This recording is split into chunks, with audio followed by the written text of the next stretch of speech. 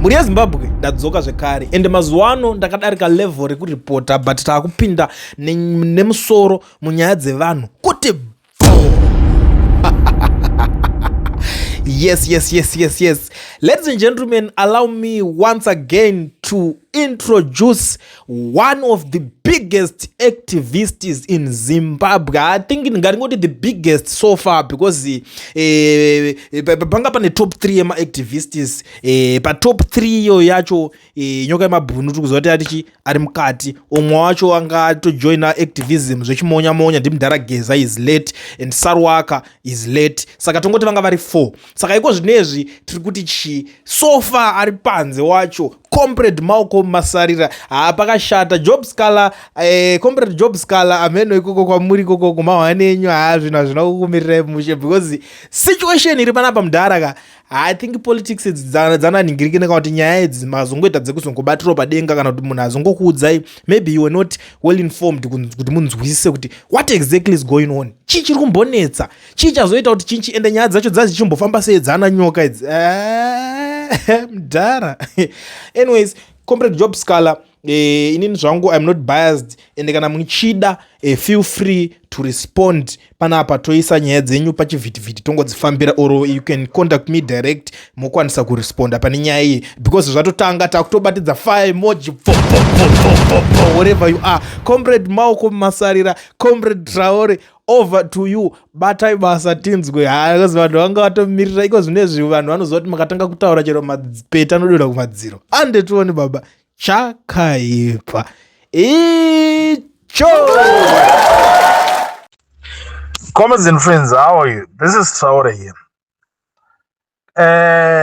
Munoziva ndinorwadziwa because now the activism ndodzinzwisisa zviri nani.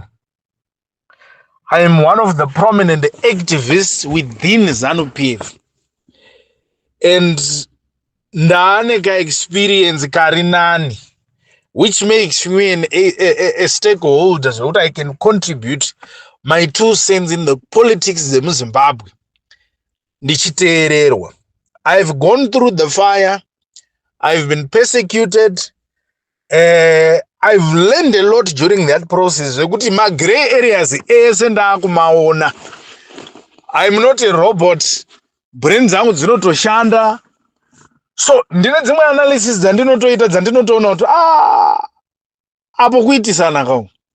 Now Job Scala anoita video audio achitaura nenhau yanyoka yemabhunu achiti nyoka yemabhunu arikuda kuuraiwa naPresident Mnangagwa. Nyoka yemabhunu arida ndo panototangira kutodhakwa nyaya ipapapo. Pechi 2 paaudio yake anotaura kuti inini ndakumbirwa, iye Job Scala akumbirwa kuti aise audio. Situation yanyoka yemabhunu, if he was really following up on it, sezvaiitwawo yake iye aizotanga kuitaura nhasi here because vanhu vamuti comment on that issue. Dai nyoka yemabhunu anga ari pamoyo paJob Scala, ndo issue yekuti from time to time he would be raising that issue achitaura nezvayo. But ndiri kusenza kuti Job Scala wants to make money, wants to gain relevance nekutaura nhau yanyoka yemabhunu. But when nyoka yemabhunu needed mari yema-legal fees, mari yekuti mhuri yake irarame, no one said anything about it. Ndandiri mujeri inini, tatina mamwe mawo veterans anga arimo, tatina madzibaba eshanduko. Handina kumbonzwa Job Scala achimbopa comment about any of those people kutaura kuti how best can you assist those people. Toita sei seZimbabwe tibatsire vanhu. Never did I hear him saying things like that. But chaakumhanyira unotaura ndechekuti the president wants to kill nyoka yemabhunu. Manzwe ekutaura here kana munhu ari pa situation fanika ina nyoka yemabhunu iyi. Kuti zvizonzi pakafuma paine chawanikwa nanyoka yemabhunu Scala uzoti ndakataura nezvazvo inini. Haisi time yekuti titry kuita look for relevance neissue yanyoka yemabhunu inoi. Now is not that time. If ever we are genuine people, this is the time to put our hands together to tell our woman ngatisasvika kuma extremes ekuti patinoita activism dzedu tozopedzisira taakupinda napersonal tichiudzana zvemukati. That is not necessary. Let's learn to address issues as they are on principle. That way no one will get arrested. Tagadzirisana nekunonesana ipapo because it becomes much easier kuti tinge tichivhika. And you see, tapechi 2 toratidzana rudo rwemashuwa kana an activist aita dambudziko. Torega kuita brain dzekuda kuita mbiri nedambudziko roumwe munhu. Kuita ma-likes nema-views. He was silent all along. Andinomuzo sikala ari mujeri isusu taitaura nezvake day in day out. Kuti but this is not necessary. Dai aita wabuda. But inini ndiri ZANU-PF ini. Sikala hana munhu weZANU-PF akaita an activist achiraisa ma-concerns wakambotaura nezvake kuti munhu wenga abude mujeri. Vane vari busy kufara kuti zvaiwana ngwarati. So chinoita ndizoti Sikala is saying these things out of sincerity and genuineness chi. Wesi netone neaccent yaari kutaura nezvayo. Matauriro aSikala ndeyekutoti nyoka yemabhunu atopinda pamahwani wese.